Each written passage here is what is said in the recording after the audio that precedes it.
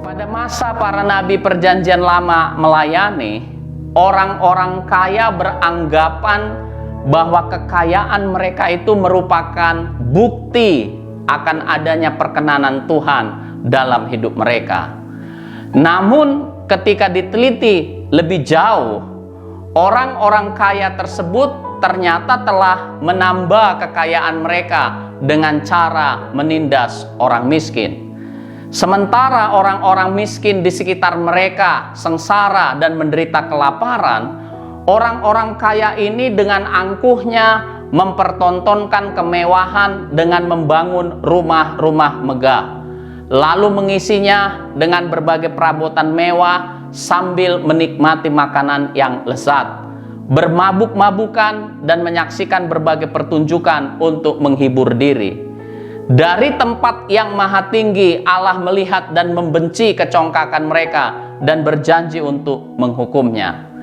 Patut disayangkan bila pada masa sekarang ternyata manusia pun belum berubah.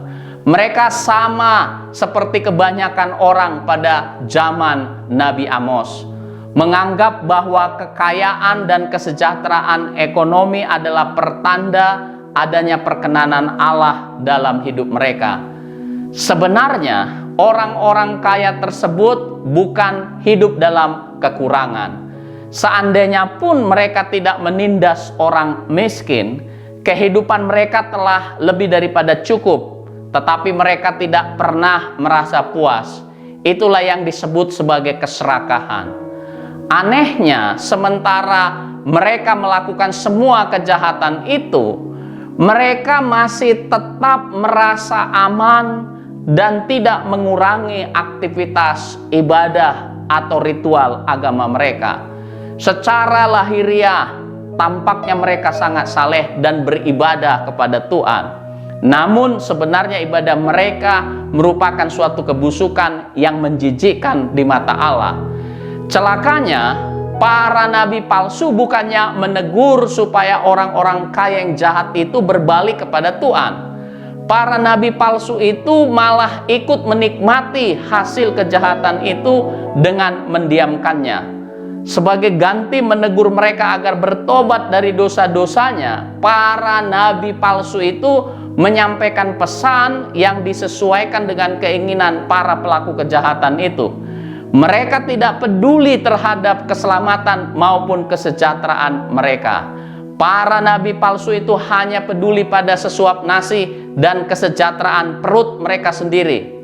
Nabi Mika mengejek para nabi palsu itu dengan berkata, "Beginilah firman Tuhan terhadap para nabi yang menyesatkan bangsaku, yang apabila mereka mendapat sesuatu untuk dikunyah, maka mereka menyerukan damai. Tetapi terhadap orang yang tidak memberi sesuatu ke dalam mulut mereka, maka mereka menyatakan perang." Dengan berlaku demikian, maka para nabi palsu itu menguatkan hati orang-orang kaya itu untuk semakin berdosa. Berbeda halnya dengan para nabi palsu itu. Mika sebagai nabi Tuhan tetap memberitakan kepada umat Tuhan tentang pelanggaran dan dosa-dosa mereka, serta mengajak mereka untuk bertobat dan berbalik kepada Tuhan. Ia melakukan itu karena Roh Tuhanlah yang telah mendorong dia berbicara. Itulah makna ketika Mika berkata, "Tetapi aku ini penuh dengan kekuatan, dengan Roh Tuhan, dengan keadilan dan keperkasaan untuk memberitakan kepada Yakub pelanggarannya dan kepada Israel dosanya."